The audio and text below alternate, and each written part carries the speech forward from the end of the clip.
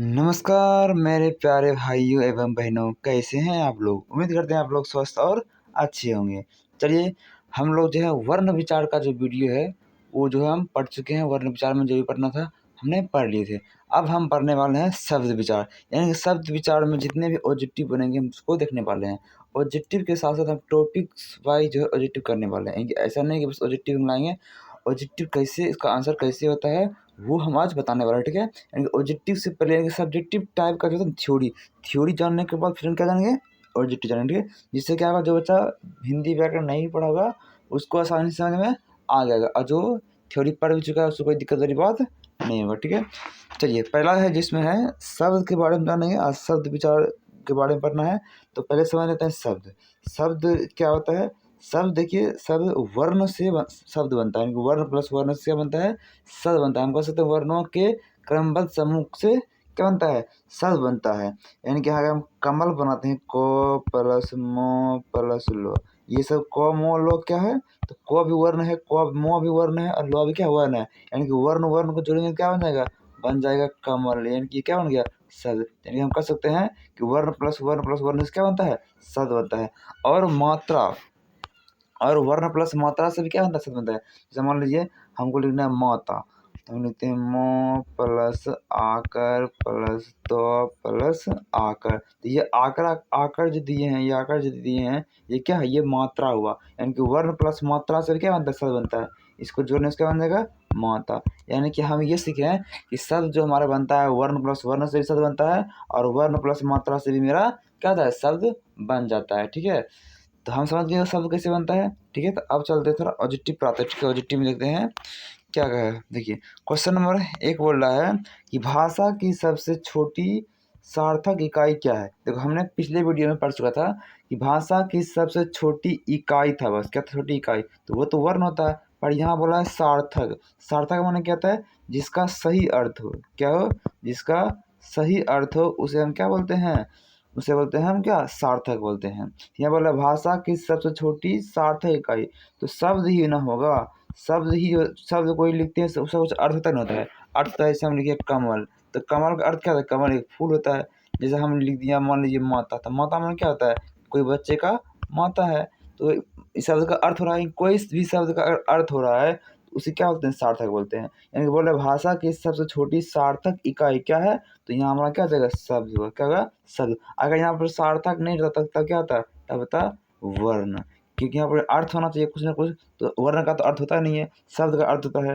जैसे लिखे क, तो क में कोई अर्थ नहीं हुआ। जब शब्द बनाएंगे तभी उसका अर्थ होगा ना। जैसे घर हो गया, घर मैंने क्या, घर एक शब्द है, तो घर का अर्थ क्या हुआ, रहने वाला कोई जगह है, घर वही ना हुआ। हाँ, तो शब्द का ही क्या होता है, एक अर्थ होता है, ठीक है? यहाँ क्या होगा आंसर, ऑप्शन नंबर बी होगा, ठीक है? बढ़ते हैं क्वेश्चन की ओर। देखिए, अगला क्वेश्चन बोला है कि वर्णों के मेल से बने सार्थक वर्ण समुदाय। वही बोल रहा है कि वर्णों के मेल से बने सार्थक वर्ण समुदाय को डॉट डॉट डॉट कहा जाता है। तो क्या कहा जाता है, शब्द कहा जाता है। वर्णों के मेल से जो बनता है, और वो भी कैसा मिलता, मेल हो तो सार्थक वर्ण हो, सार्थक मेल हो। यानी कि ऐसा नहीं कोई भी वर्ण ले लीजिए शब्द बन गया, नहीं। जैसे मान लीजिए हमको बनाना है कमल, तो मान लीजिए हम कोई भी शब्द लिख देते हैं, लिखते हैं लो मो को, तो ये क्या हो गया, ये हो गया लमक। अब बताइए, ये तो शब्द बन गया, पर ये क्या सही अर्थ हुआ इसका, लमक बन क्या था, कुछ नहीं था। इसका अर्थ नहीं हुआ, तो ये पूर्ण रूप से शब्द नहीं हुआ। शब्द वही होगा जो वर्णों के मेल से बने सार्थक वर्ण होंगे, कुछ अर्थ होना चाहिए, तो उसी को बोलेंगे शब्द। तो लमक का तो कुछ अर्थ नहीं होता है, तो ये पूर्ण रूप से शब्द नहीं हुआ। शब्द वही हुआ जिसका कुछ अर्थ हो, तभी तो बोल रहा है सार्थक ना। सार्थक मानी होता है कुछ अर्थ। अगर कुछ उसका अर्थ हो उसे क्या बोलते हैं, शब्द बोलते हैं। यानी कि हम ये लिखते हैं कमल, तो कमल माने क्या होता है, कमल माने कोई फूल हो गया। हम बोल रहे हैं घर, तो घर कोई रहने वाला जगह हो गया। हम बोल रहे हैं कॉपी, तो कॉपी माने क्या, तो उसमें लिखने वाला कॉपी होता है। कलम, कलम माने जैसे कोई भी लिखते हैं। कुर्सी, कुर्सी पर लोग बैठते हैं। यानी कि जो भी शब्द का कुछ अर्थ होगा उसी को हम क्या बोलेंगे, शब्द बोलेंगे, ठीक है? उसी को बोलते हैं सार्थक शब्द, ठीक है? तो इसका आंसर क्या हो जाएगा, ऑप्शन नंबर बी। उम्मीद करते हैं आप लोगों को जो है समझ में आ रहा होगा, ठीक है? अगर कुछ दिक्कत या प्रॉब्लम होता है तो आप लोग कमेंट में अपनी राय दे सकते हैं, ठीक है? देखिए, अगला क्वेश्चन बोल रहा है शब्द का निर्माण होता है, तो शब्द का निर्माण कैसे होता है, वर्ण प्लस वर्ण से। हाँ, हमने पढ़ चुका है कि वर्ण प्लस वर्ण से शब्द का निर्माण होता है। और फिर क्या, वर्ण प्लस मात्रा, वर्ण प्लस मात्रा से क्या बनता है, क्या शब्द, हाँ वर्ण प्लस मात्रा से भी हम पढ़ चुके थे कि वर्ण प्लस मात्रा से भी क्या होता है, शब्द बनता है। फिर है ए बी दोनों, इनमें से कोई नहीं, तो डी नंबर तो होगा नहीं, ए भी होगा बी भी होगा, तो दो ऑप्शन होगा नहीं, तो सी में दिया ए और बी दोनों, तो ऑप्शन नंबर सी सही हो जाएगा। ठीक है, ए बी दोनों। उसके बाद देखिए, उसके बाद क्या, उसके बाद शब्दों के भेद, ये कि अब पढ़ने वाले हम शब्दों के भेद। देखिए शब्दों को जो भेद है ना उसको चार आधार पर बांटा गया है। कितने आधार पर, चार आधार पर। देखिए पहला है अर्थ की दृष्टि से, फिर उत्पत्ति की दृष्टि से, फिर बनावट की दृष्टि से, या बोलिए व्युत्पत्ति की दृष्टि से, या बोलिए रचना की दृष्टि से। तीनों का नाम क्या है, एक ही है। ठीक है, फिर बोला प्रयोग की दृष्टि से, फिर एक अलग है रूपांतर की दृष्टि से, ये अलग रखा गया। ठीक है, रूपांतर की दृष्टि से। देखिए हम पढ़ेंगे अभी अर्थ की दृष्टि से। अर्थ की दृष्टि से शब्दों को कितने होते हैं, दो होते हैं, एक होता है सार्थक, एक होता है निर्थक। फिर पढ़ेंगे हम उत्पत्ति की दृष्टि से, इसका होता है चार, तत्सम तद्भव देशज विदेशज, एक अलग से क्या आता है, एक अलग से संकर आता है। ठीक है, अब फिर पढ़ेंगे बनावट या व्युत्पत्ति या रचना की दृष्टि से, ये होते हैं तीन, रूट शब्द, यौगिक शब्द और योग रूट शब्द। ठीक है, फिर पढ़ेंगे प्रयोग की दृष्टि से, जिसमें हम लोग पढ़ेंगे पाँच। प्रयोग दृष्टि शब्द कितने भी होते हैं, पाँच भी होते हैं और आठ भी होते हैं। ठीक है, पाँच कैसे होते हैं, आठ कैसे होते हैं, वो वीडियो में हम आगे बताएंगे। फिर पढ़ेंगे लास्ट में रूपांतर की दृष्टि से, जो कि दो होते हैं, एक होते हैं विकारी, एक क्या होता है अविकारी। ठीक है, देखते हैं वीडियो में आगे बढ़ते हैं, अच्छा से समझेंगे। देखिए पहले हम देखेंगे अर्थ की दृष्टि से। अर्थ की दृष्टि से शब्दों के दो भेद होते हैं, एक होता है सार्थक, एक होता है निर्थक। अब सार्थक क्या होता है, निर्थक क्या होता है, देखते हैं। देखिए सार्थक माने वो होता है जिसका कुछ सही अर्थ हो, जिसका हम खंड करने पर उसका कुछ ना कुछ सही अर्थ हो।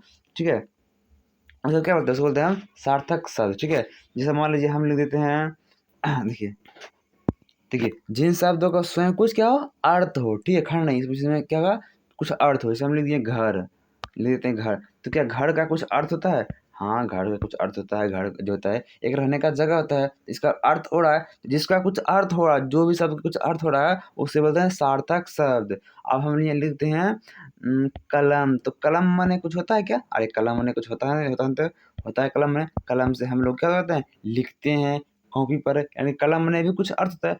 आप बोल देते हैं हम एक होता है क्या, एक होता है खाना वाना, तो खाना माने तो अर्थ होता है, हाँ खाना खाते हैं। अब एक होता है वाना, तो वाना माने तो कुछ अर्थ नहीं होता है, बस बोलते हैं खाना वाना, नहीं तो वाना माने तो कुछ अर्थ नहीं हुआ। जिसका अर्थ नहीं हो रहा है वो क्या होगा, वो होगा निर्थक शब्द। क्या होगा, निर्थक शब्द। और जिसका अर्थ हो रहा है वो क्या होगा, वो होगा सार्थक शब्द। ठीक है, तो उम्मीद करते हैं आप लोग सार्थक और निर्थक समझ गए होंगे। ठीक है, एक होता है क्या, खाना वाना। ठीक है, एक होता है रोटी वोटी, तो वोटी था हम ऐसे ही बोलते हैं फालतू में, तो वोटी हमारा क्या हुआ, वो निर्थक शब्द हुआ। और बोलते हैं रोटी, रोटी को क्या हुआ, सार्थक शब्द। ठीक है, देखिए अगला जो टीम बढ़ते हैं कि अर्थ की दृष्टि से शब्दों के कितने भेद होते हैं, तो होते हैं कितना, दो। अभी पढ़ चुके थे सार्थक और निर्थक। फिर बोल रहा है जिन शब्दों का स्वयं कुछ अर्थ हो उन्हें डॉट डॉट डॉट शब्द कहा जाता है। तो पढ़ चुके हैं सार्थक, जिन शब्दों का स्वयं कुछ अर्थ हो, जिन शब्दों को अर्थ होता है उसको क्या बोलते हैं, सार्थक शब्द बोलते हैं। ठीक है, और जिन शब्दों का स्वयं कुछ अर्थ ना हो उसको क्या बोलते हैं, उसे बोलते हैं निर्थक। तो इसका आंसर हो जाएगा ऑप्शन नंबर ए, सार्थक। फिर क्वेश्चन में बोल रहा है जिन शब्दों के अलग से कोई अर्थ ना हो डॉट डॉट डॉट कहा जाता है, उन्हें कहा जाता है निर्थक। जैसे हम लिख देते हैं बोटी, बोटी मैंने कुछ होता है क्या, कुछ नहीं, तो रोटी मैंने भी होता है, बोटी मैंने क्या होता है, तो ये हो गया निर्थक शब्द। खाना वाना, तो वाना मैंने कुछ नहीं होता है, तो वो क्या, तो वो होता है निर्थक शब्द। ठीक है, ये होता है कट फट ना, तो ये सब फालतू शब्द जिसका कुछ अर्थ ही ना हो उसे बोलते हैं निर्थक शब्द। ठीक है, और भी एग्जाम्पल दे क्या, अगर हमको उम्मीद लगता है, उम्मीद कर रहा है, उम्मीद मतलब हमको लग रहा है कि आप लोगों को समझ में आ गया होगा। ठीक है, अब बढ़ते हैं आगे क्वेश्चन। देखिए अगला क्वेश्चन बोल रहा है कि निम्न में कौन निर्थक शब्द है। निर्थक शब्द जिसका कुछ अर्थ ना हो, देखिए घर का अर्थ होता है, छात्र भी अर्थ मतलब अर्थ होता है, हाँ छात्र को पढ़ रहा है, छात्र हो गया। कलम में भी अर्थ होता है, वाना का कुछ अर्थ नहीं होता, खाना का अर्थ होता है, वाना में कुछ अर्थ नहीं होता है। इसका आंसर होगा ऑप्शन नंबर डी, वाना। उसके बाद बोल रहा है क्वेश्चन नंबर 8 में बोला निम्न में कौन सार्थक शब्द है, कुछ सही अर्थ हो, वाना मने तो कुछ नहीं होता है। ठीक है, बोटी मैंने भी कुछ नहीं होता है। अब बोल रहा है वाय, वाय मैंने भी नहीं, चाय वाय, तो वाय मैंने भी कुछ नहीं होता, चाय मैंने होता है, हाँ चाय पीते हैं। ठीक है, इसका अर्थ है, यानी कि इसका ऑप्शन नंबर सी हो जाएगा।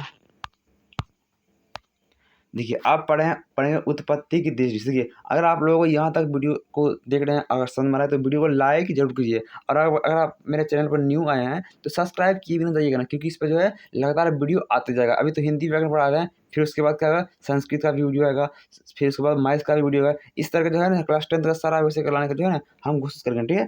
तो अगर वीडियो आप लोगों को समझ में आ रहा है, ठीक है, तो आप लोगों को पसंद आ रहा है तो वीडियो को लाइक जरूर कीजिएगा और अपना राय कमेंट में जरूर दीजिएगा। अगर आप न्यू है तो सब्सक्राइब भी कर लीजिएगा, ठीक है। आप इसे क्या पढ़ रहे हैं, आप पढ़ेंगे उत्पत्ति की दृष्टि से शब्दों के भेद। तो उत्पत्ति की दृष्टि से शब्दों के भेद होते हैं चार। क्या होते हैं? चार। पहले आता है तत्सम, फिर होता है क्या, तद्भव, फिर होता है देशज, फिर क्या होता है, विदेशज, ठीक है। देखिए हम समझते हैं पहले तत्सम और तद्भव। देखिए तत्सम शब्द क्या होता है? तत्सम जो देखो, जो शब्द संस्कृत को हो, क्या हो, संस्कृत हो, पर हिंदी में भी लिखा जाता है उसी के रूप में, तो उसे हम क्या बोलते हैं, लिखा जाता है या जानते हैं, उसे क्या होता है, उसे बोलते हैं तत्सम बोलते हैं। जैसे हम बोलते हैं रात्रि, तो रात्रि शब्द क्या है, तो ये है तत्सम। क्यों है तत्सम? क्योंकि ये संस्कृत का शब्द है और हिंदी में भी यूज करते हैं, क्या करते हैं, रात्रि का करते हैं, तो ये क्या हो गया, यह तत्सम शब्द। अब इसी को बोलते हैं रात। तो रात कौन सा शब्द हो गया, तो ये हमारा हो गया तद्भव। तद्भव क्यों हो गया, क्योंकि ये हिंदी संस्कृत से हिंदी में आ गया। पहले रात्रि था, इसका हिंदी क्या हो गया, रात, यानी ये क्या होगा, तद्भव। इजी है, जो संस्कृत के शब्द हो और हिंदी में प्रचलित है वो क्या हो गया, वो तत्सम हो गया। और जो संस्कृत का शब्द वो हिंदी संस्कृत से हिंदी में प्रचलित हो गया, यानी कि हिंदी में ला दिया गया है, ठीक है। जैसे मान लीजिए रात्रि शब्द क्या है, संस्कृत में है, तो ये तत्सम हो गया, और हिंदी में क्या है, ये तद्भव है, तो ये क्या तद्भव हो गया, ठीक है। उम्मीद करते हैं आप लोग समझ में आ गया होगा। अब देखिए अब क्या है, तत्सम है, तद्भव है, जैसे और विशेषण। पहले हम तत्सम को देख लिए, तद्भव भी देख लिए, पहले इसका हम ऑब्जेक्टिव थोड़ा देख लेते हैं। देखिए उत्पत्ति की दृष्टि से शब्दों कितने भेद होते हैं, तो उत्पत्ति हो रहा है तो चार होगा, तत्सम, तद्भव, देशज और विदेशज। उसके बाद देखते हैं, उसके बाद बोल रहे हैं कि जो संस्कृत के शब्द ठीक उसी रूप से हिंदी में प्रयुक्त होते हैं, उन्हें कहते हैं, उन्हें तत्सम शब्द कहते हैं। क्या कहते हैं, तत्सम। यहाँ हिंदी में प्रयुक्त मैंने क्या, हिंदी में अनुवाद नहीं कर दिए हैं, मैंने कि हिंदी में यूज करें। हम लोग हिंदी बोलते हैं ना, तो रात्रि क्या है, रात्रि को हिंदी में बोल रहे हैं, पर यह एक्चुअली में संस्कृत का शब्द है, पर हिंदी में बोल रहे हैं रात्रि, पर यह एक्चुअली में कौन सा भाषा है, तो ये संस्कृत का है। संस्कृत का भाषा हो पर वही संस्कृत भाषा हम हिंदी में बोल रहे हैं, तो वो तत्सम होता है। और जो संस्कृत का शब्द हो और उसको हम हिंदी में अनुवाद कर दिए, यानी कि इसको रात लिख दिए, तो ये हमारा हो गया हिंदी में आ गया है। अब ये हो गया है तो आपका तद्भव शब्द, ठीक है। अब देखिए अगला बोला रात्रि कौन सा शब्द है, तो रात्रि संस्कृत शब्द है, ये क्या होगा, ये तत्सम होगा। अब यही यहाँ बोलता है रात, तो रात क्या हो जाता तद्भव, पर यहाँ पर क्या होगा आंसर, तत्सम होगा, क्योंकि रात्रि बोल रहा है। अगला क्वेश्चन है, बोल रहा है दुग्ध। दुग्ध कौन सा शब्द है, तो दुग्ध भी क्या है, संस्कृत शब्द, क्या है, संस्कृत शब्द है। इसका हिंदी तो दूध, दूध को बोलते हैं संस्कृत में दुग्ध, तो ये संस्कृत शब्द है, तो ये क्या होगा, तत्सम हो जाएगा, ठीक है। अगर दूध बोलता तब होता तद्भव, ठीक है। अगला क्वेश्चन देखते हैं। अगला क्वेश्चन बोला जो शब्द संस्कृत से रूपांतरित होकर हिंदी में प्रचलित हो गए हैं, अब क्या बोल रहे हैं, हिंदी में प्रचलित हो गए हैं, तब ये क्या होगा, एक तद्भव। जैसे मान लीजिए रात्रि है, रात्रि का हिंदी क्या हो जाता है, ये होता है रात। तो रात कौन सा शब्द है, ये तो तद्भव है। वही बोला जो शब्द संस्कृत से रूपांतरित, इनके चेंज कर दिया गया है, किसमें, हिंदी में बदल दिया गया है, इसे क्या बोलते हैं, तद्भव शब्द कहते हैं। ऑप्शन नंबर बी हो जाएगा। फिर बोल रहा है रात कौन सा शब्द है, इजी है, हिंदी का शब्द क्या होगा, तद्भव होगा, इजी है, तत्सम तद्भव पूरा इजी है, ठीक है, कोई दिक्कत वाली बात है नहीं। फिर भी कोई अगर दिक्कत होता है तो कमेंट में राय जरूर दीजिएगा। देखिए फिर बोला आग कौन सा शब्द है, देखिए आग तो हिंदी में है, क्या होता होगा, संस्कृत में बोलते हैं इसको अग्नि, क्या बोलते हैं, अग्नि। तो यहाँ पर तो हिंदी में दिया गया है, ये क्या हो जाएगा, तद्भव हो जाएगा, आंसर इसका होगा बी, तद्भव, 15 का बी।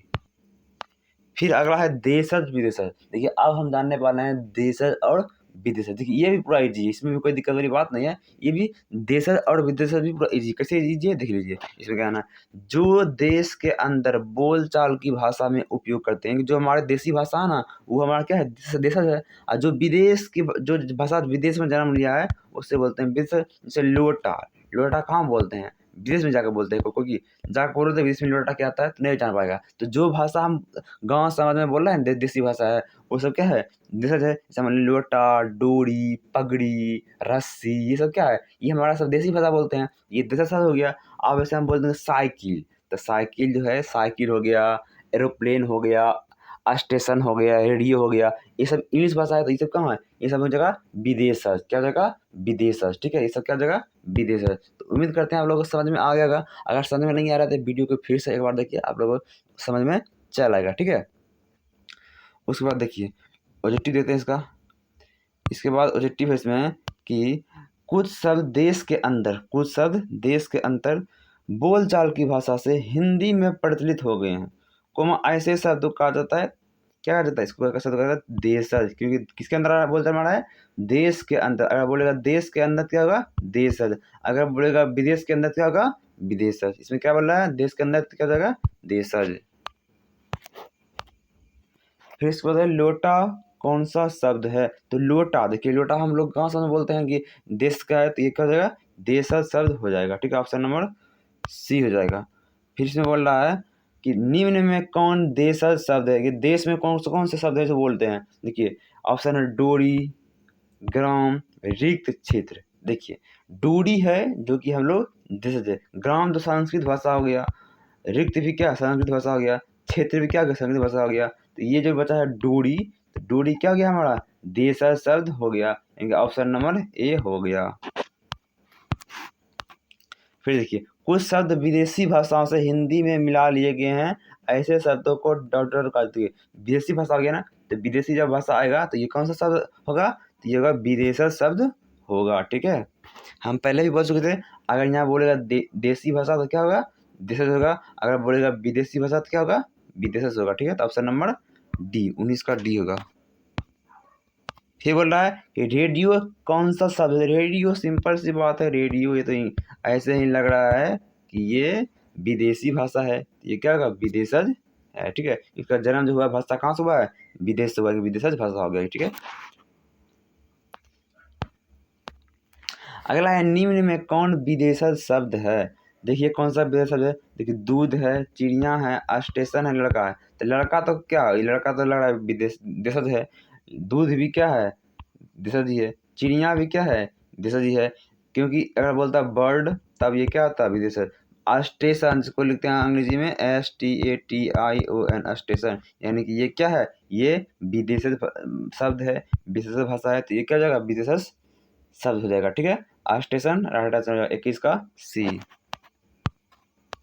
फिर उसके बाद है संकर। संकर शब्द जो है एक अपवाद में बाद मात्र में पूछता होता नहीं है, फिर भी नॉलेज की जान लीजिए। संकर शब्द क्या है, देखिए जो दो भाषाओं से मिलकर बना होता है ना शब्द, उसी को बोलते हैं संकर शब्द। क्या बोलते हैं, जो दो शब्दों से दो भाषाओं से मिलकर बना हुआ हो उसे बोलते हैं संकर शब्द। देखिए जैसे यहाँ पर दिया हो गया है, जैसे देखिए रेलगाड़ी एक शब्द है, तो ये दो भाषाओं से लिया गया है। रेल कौन सा शब्द हो गया, तो ये हो गया अंग्रेजी शब्द, और गाड़ी कौन सा शब्द हो गया, ये हिंदी शब्द है, दो भाषाओं से मिलकर बना हुआ है कि नहीं, तो इसे बोलते हैं संकर शब्द। क्या बोलते हैं, संकर शब्द। और एक और देखिए इसमें क्या है, इसमें एक और है ऑपरेशन कक्ष। इसमें जो ऑपरेशन है ये अंग्रेजी भाषा है, और इसमें जो कक्ष है ये संस्कृत भाषा है। तो अंग्रेजी और संस्कृत दो भाषा हो गया, तो दो भाषाओं से मिलकर ये शब्द बना है, इसे बोलते हैं संकर शब्द। क्या इसे बोलते हैं, संकर शब्द। उम्मीद है कि यहाँ तक आप लोग को समझ में आ गया होगा, ठीक है। अब देखते हैं आगे। इसके बाद व्युत्पत्ति या बनावट या रचना की दृष्टि से, तीनों नाम एक ही है, व्युत्पत्ति की दृष्टि से बोले या बनावट की दृष्टि से बोले या रचना दृष्टि से बोले, तीनों एक ही है, ठीक है। तो ये तीनों के जो है भेद है, तीन होता है, कितने होते हैं, तीन, ठीक है। तो बोलेगा व्युत्पत्ति की दृष्टि से शब्द कितने भेद, तीन, रूट शब्द, यौगिक शब्द और योग रूट शब्द, ठीक है। या बोलेगा बनावट की दृष्टि से भी उसका क्या तीन होगा, यही होगा, रूट, यौगिक और योग रूट। देखिए रूट शब्द क्या आता है, यौगिक क्या आता है और योग रूट क्या आता है, ये समझना है, ठीक है। देखिए जिन शब्दों का अलग अलग कुछ अर्थ ना हो उन्हें बोलते हैं रूट शब्द। जिन शब्दों को कुछ अलग करेंगे ना और उससे अलग अलग कुछ अर्थ ही ना हो उसे बोलते हैं रूट। से मान घर, घर करते हैं अलग अलग, तो घ प्लस रो। अब बताइए इसका कुछ अलग अलग अर्थ है क्या, नहीं है, घ में कुछ नहीं था, रो में कुछ नहीं था, तो उसे बोलते हैं रूट शब्द, ठीक है। उनके समझ में आ गया। ऐसा शब्द जिसको अलग करने पर, खंड करने पर उसका अलग अलग कुछ अर्थ ना आता हो, उसे बोलते हैं रूट शब्द।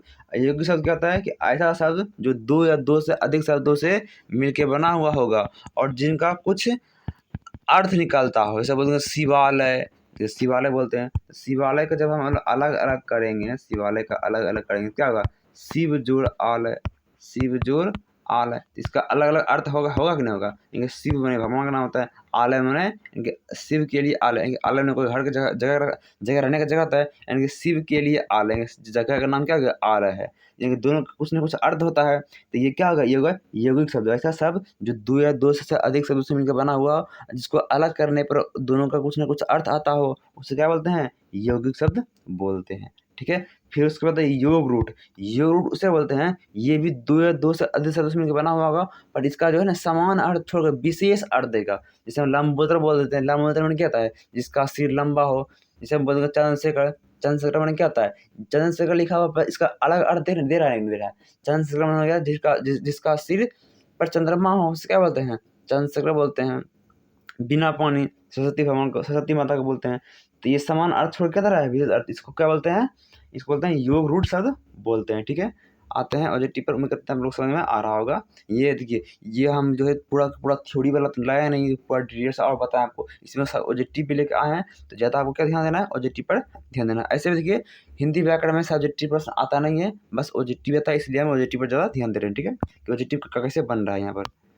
देखिए, बोला व्युत्पत्ति या बनावट या रचना की दृष्टि से शब्दों कितने भेद होते हैं, तो 3 होते हैं। पहला रूट, दूसरा यौगिक, तीसरा योग रूट। देखिए अगला क्वेश्चन देखिए, अगला वाला, जिन शब्दों का खंडों का अलग अलग कोई अर्थ नहीं होता हो उन्हें कहा जाता है। तो उसे रूट शब्द कहते हैं ना, कि जिन शब्दों का खंडों का अलग अलग अर्थ कोई नहीं होता हो उसे बोलते हैं रूट शब्द। जैसे हम बोल दिए घर, घर का करो अलग अलग, घ प्लस रो, घ का अर्थ कुछ नहीं, रो का अर्थ कुछ नहीं, तो ये हो गया रूट शब्द। ठीक है, फिर बोला है निम्न में कौन रूट शब्द है। देखिए, विद्यालय का अर्थ होगा विद्या प्लस आलय, हिमालय भी होगा हिम प्लस आलय, घर का अर्थ कुछ होगा घ प्लस रो, कुछ नहीं होता है। तो ये आंसर होगा ऑप्शन नंबर ए। ठीक है, अगला क्वेश्चन देखिए कि जी ऐसे शब्द जो दो या दो से अधिक शब्दों से मूल से, दो या दो से अधिक शब्दों के मूल से बने हो और अलग अलग खंडों का कुछ अर्थ होता हो, तो हाँ, तो ये होता है यौगिक शब्द। ठीक है, यौगिक शब्द क्या है, विद्यालय है, तो विद्यालय के मूल शब्द से बना हुआ है कि नहीं, इसका कुछ ना कुछ अर्थ होता है। विद्यालय माने क्या होता है, विद्यालय माने होता है कोई पढ़ाने पढ़ाने का कोई जगह होता है, नहीं विद्यालय, ये विद्या के लिए आलय बना हुआ, विद्या के लिए क्या बनाया, आलय बनाया, नॉलेज के लिए यहाँ पर घर बनाया गया, वहाँ वहाँ पढ़ना है लोगों को। तो इसका कुछ ना कुछ अर्थ पहले से भी है, और जब इसका हम अलग अलग करते हैं, विद्या प्लस आलय, तो इसका भी अर्थ आ गया, हाँ विद्या के लिए यह आलय है, दोनों का भी अर्थ आ रहा है। इसका मतलब ये कौन सा शब्द हो गया, तो ये है यौगिक शब्द। फिर देखिए अगला, अगला वाला, निम्न में कौन यौगिक शब्द है, निम्न में कौन यौगिक शब्द है। यौगिक शब्द पहचानते हैं, तो देखिए इसमें क्या होगा, घर तो होगा नहीं, घर तो होगा नहीं, इसका कुछ अर्थ नहीं है। कमल भी नहीं होगा, को प्लस मो प्लस लो, इसका भी कुछ अर्थ नहीं हो रहा, अलग अलग। नैन का भी नहीं होगा, नो प्लस युवा प्लस नो, इसका भी अर्थ नहीं रहा। यहाँ पास क्या हिमालय, इसका अर्थ होगा हिम प्लस आलय, हिम मैंने भी कुछ अलग अर्थ हो गया, आलय मैंने भी कुछ अलग अर्थ हो गया, तो इसका मतलब हिमालय भी क्या, इसका उनका सही आंसर हो गया। ठीक है, ऐसे शब्द, क्वेश्चन नंबर 27, ऐसे शब्द जो दो या दो से अधिक शब्दों से के मूल से बने हो, ठीक है, और जो समान अर्थ, क्या बोले यहाँ पर, जहाँ आ जाए समान अर्थ को छोड़कर विशेष अर्थ बतलाए, तो उसे बोलते हैं योग रूट। जैसे ही बोल दे विशेष अर्थ, समझ लेना योग रूट का बात हो रहा है। किसका बात हो रहा है, योग रूट का। रूट में क्या बात हो रहा था, रूट में वो बड़ा रहता बात कि शब्दों को अलग करने पर उसका कुछ अलग अलग अर्थ ना आता हो, और यौगिक में क्या था कि इसको अलग करने पर कुछ अर्थ आता हो, पर जहाँ विशेष अर्थ आ जाए, इसका मतलब वो क्या होगा, योग रूट हो जाएगा। अगला प्रश्न है, निम्न में कौन सा योग रूट है। देखिए, विद्यालय मैंने हो गया विद्या के लिए आलय, ये तो यौगिक हो गया। हिमालय मैंने हो गया हिम प्लस आलय, तो ये भी क्या होगा, हिम के लिए आलय हो गया, तो ये भी हो गया यौगिक हो गया। कुटिया मैंने क्या होता है, कुटिया मैंने कोई जगह होता है, घर रहने वाला जगह होता है, तो ये भी क्या होगा, ये भी तो योग रूट में नहीं आएगा। ठीक ना, कि कुट प्लस इसमें भी नहीं बनता, ठीक ना। इसका विशेष अर्थ है ना, ये रूट में क्या था विशेष अर्थ, तो लंबोदर इसका आंसर हो जाएगा, क्योंकि जिसका सिर लंबा हो उसे बोलते हैं लंबोदर। गणेश भगवान को और बोल रहा है, इसका ऑप्शन नंबर ए नंबर हो जाएगा लंबोदर। बहुत सारे शब्द है, लंबोदर, ठीक है, चंद्रशेखर, ठीक है, गजानंद, दशानंद ना, उसके 10 आनंद हो, ठीक है, इस तरह से शब्द क्या बोलते हैं, योगरूढ़ शब्द बोलते हैं, जिसका विशेष अर्थ हो। देखिए चंद्रशेखर कौन सा शब्द है, तो योगरूढ़ शब्द। चंद्रशेखर में क्या, जिसके सर पर चंद्रमा हो उसे क्या बोलते हैं, चंद्रशेखर बोलते हैं, ठीक है, ऑप्शन नंबर सी होगा। उसके बाद बोल रहे हैं रूपांतरण, क्या बोल रहे हैं, रूपांतरण की दृष्टि शब्द कितने होते हैं, तो होते हैं 2, ये होता है विकारी और अविकारी। देखिए विकारी और विकारी क्या होता है, पहले रूपांतर के आधार पर शब्दों कितने होते हैं, 2 होते हैं, एक होता है विकारी और एक होता है अविकारी। विकारी मान क्या होता है, जो शब्द लिंग वचन, ठीक है, कारक के अनुसार अपना रूप बदल देते हैं, तो उसे बोलते हैं क्या, उसे बोलते हैं विकारी शब्द। संज्ञा हो गया, संज्ञा कोई शब्द लीजिए वो चेंज हो जाएगा, जैसे मान लीजिए संज्ञा में किसी नाम ले लेते हैं, ठीक है, किसी का नाम ले लेते हैं, ठीक है, राम ले लेते हैं, तो राम का नाम चेंज होगा, लिंग के अनुसार चेंज होगा, जैसे मान लीजिए राम जाता है, ये ठीक है। अब मान लीजिए इसका स्त्रीलिंग कर देते हैं, तो क्या, सीता जाती है, तो जाता जाती में चेंज हुआ कि नहीं हुआ, तो इसकी लिंग चीज में चेंज हो रहा है, कभी क्या, कभी राम, सुनिए फिर समझिए थोड़ा, एक है राम है, एक क्या है, सीता। देखिए दोनों दोनों क्या है, दोनों लिंग ही है, लिंग है कि नहीं है। अब बोल देंगे राम जाता है, ठीक है, यहाँ सीता जाती है, तो यहाँ पर लिंग चेंज हो रहा है कि नहीं, दोनों संज्ञा ही है पर चेंज हो रहा है ना, तो ये बोला जो संज्ञा कोमा लिंग वचन नहीं, इन सब के अनुसार अगर चेंज हो रहा है तो उसे बोलते हैं विकारी। तो ये चेंज तो हो ही रहा है ना, राम कभी ये पुल्लिंग था इसलिए इसमें जाता है, ये स्त्री था इसलिए उसके जाती आ गया, तो लिंग के अनुसार चेंज हो गया, ये पुल्लिंग था तो जाता, स्त्रीलिंग था तो जाती, तो ये लिंग का अनुसार चेंज हो गया। इस अनुसार अगर चेंज हो रहा है उसे क्या बोलते हैं, उसे बोलते हैं विकारी शब्द बोलते हैं। अगर चेंज नहीं हो रहा है उसे क्या बोलते हैं, अविकारी बोलते हैं। जैसे संज्ञा, ठीक है, सर्वनाम भी होता है, जैसे वह देंगे, अब वह जाता है, यानी कि वह पुल्लिंग हो गया, वह जाती है हो क्या, स्त्रीलिंग हो गया, तो सर्वनाम भी चेंज हो रहा है, तो इस तरह से जो सब चेंज हो रहा है उसे क्या बोलते हैं, विकारी शब्द बोलते हैं, ठीक है। देखिए क्या बोल रहा है, जो लिंग कोमा वचन कोमा पुरुष और कारक के अनुसार अपने रूप बदलते हैं कोमा उन्हें कहा जाता है, तो उसे कहा जाता है विकारी शब्द कहा जाता है, ठीक है। जैसे वही संज्ञा सर्वनाम क्रिया विशेषण, ठीक ना, ये सब क्या आता है, विकारी में आ जाता है, ठीक है। बोला है जो लिंग वचन पुरुष और कारक के अनुसार अपने रूप नहीं बदलते हैं उसे बोलते हैं अविकारी। इसमें आएगा क्रिया विशेषण आएगा, इसमें आएगा संबोध वाचक आएगा, इसमें क्या आएगा, विस्मयादि बोधक आएगा, ये सब चीज इसमें आएगा, ठीक ना, इसमें चेंज नहीं होता, ठीक है, इसमें एक ही चीज रहता है, इसमें चेंज लिंग नहीं होता है। देखिए उसके बाद क्या, देखिए संज्ञा सर्वनाम विशेषण क्रिया ये सब क्या है, ये सब विकारी शब्द है, क्या है, ये सब विकारी शब्द है। और उसके बाद क्रिया विशेषण संबंध बोधक समुच्चय बोधक विस्मयादि बोधक ये सब क्या है, अविकारी है, ठीक है, अविकारी शब्द हैं। अगला वाला है प्रयोग की दृष्टि शब्दों के भेद, क्या बोल रहा है, प्रयोग की दृष्टि शब्दों कितने भेद होते हैं, तो कभी होते हैं 5, कोई कोई बुक में देखते होंगे कि प्रयोग की दृष्टि शब्दों के भेद 5 होते हैं, और कोई कोई बुक में प्रयोग की दृष्टि शब्द के भेद कितने होते हैं, तो 8 होते हैं, कितने होते हैं, 8 होते हैं। देखिए समझिए दोनों अंतर क्या, दोनों एक ही बात है, ठीक है। देखिए क्या बोला है, 5 कब होगा, जब संज्ञा सर्वनाम क्रिया विशेषण और अब की बात हो, ये पांचों होते हैं प्रयोग की दृष्टि से, एक होते हैं 8, दोनों के अंदर क्या है, देखिए ये 4 है ना, ये 4 तो है। अव्यय का अर्थ क्या होता है, अव्यय का अर्थ वो होता है जो संज्ञा सर्वनाम और लिंग के अनुसार चेंज नहीं होता हो उसे बोलते हैं अव्यय। तो जो चेंज नहीं होता क्या क्या बोलते हैं, देखिए हम लोग पढ़े तो अविकारी, अव्यय को भी कहा जाता है अविकारी, क्या कहा जाता है, अव्यय को अविकारी कहा जाता है। अविकारी हम क्या पढ़े थे, देखिए अविकारी में क्या पढ़े थे, अविकारी में पढ़े थे हम लोग क्रिया विशेषण है ना, क्रिया विशेषण संबंध बोधक समुच्चय बोधक विस्मृति बोधक, ये अविकारी में था। हम लोग अभी जान रहे हैं कि अविकारी को कहते हैं अब। यहाँ देखिए यहाँ पर यहाँ से यहाँ तक क्या हो गया, यहाँ से यहाँ तक हमारा क्या हो गया, अब हो गया, तो अब में ही ये चारों आ जाता है, तो इसी में बोलते हैं कभी पर अगर अब आ गया तो इसमें 5 भेद ये हो गया, अगर अब छोड़ कर अगर ये चारों आ गया तो ये क्या हो गया, ये 8 तो सब में क्या बन गया, 8 बन गया। इसीलिए बोलते हैं कभी प्रयोग की दृष्टि शब्दों के भेद कभी 5 होते हैं कभी 8 होते हैं। अगर परीक्षा में आपका 5 या 8 दोनों में से कोई एक रहे तो आपको मानना, मान लीजिए आप ऑप्शन में 5 रहे तो आप 5 मान लीजिएगा, या फिर मान लीजिए 8 रहेगा तो 8 मान लीजिएगा, दोनों हमारे हिसाब से दोनों का नहीं रहेगा, 5 और 8 दोनों ऑप्शन में रह ही नहीं सकता, अगर रहेगा फिर तो भाई दिक्कत है, फिर तो दिक्कत है, तो कम ही चांस रहेगा अगर दोनों रहेगा, ठीक ना। अगर 5 है ऑप्शन में तो 5 मारिएगा, अगर 8 रहेगा तो 8 मारिएगा, ठीक है। तो उम्मीद करते हैं आप लोग को यहाँ तक वीडियो आप लोग को समझ में चला होगा, ठीक ना। कोई दिक्कत होगा कोई परेशानी है तो वीडियो में इसका जो है अपना कमेंट मेरा ज़रूर दीजिएगा। अगर आपको वीडियो अच्छा लगा है एक लाइक और एक कमेंट ज़रूर दीजिएगा, ठीक है? जिससे हम लोग को मोटिवेट बनता है वीडियो बनाने में बहुत ही हमको, ठीक है? बहुत ही मेहनत लगता है, इस वजह से आप लोग नए हैं तो सब्सक्राइब जरूर कीजिएगा, ठीक है? मिलते हैं नेक्स्ट वीडियो में वाक विचार पर, ठीक है? सभी लोगों को गुड बाय।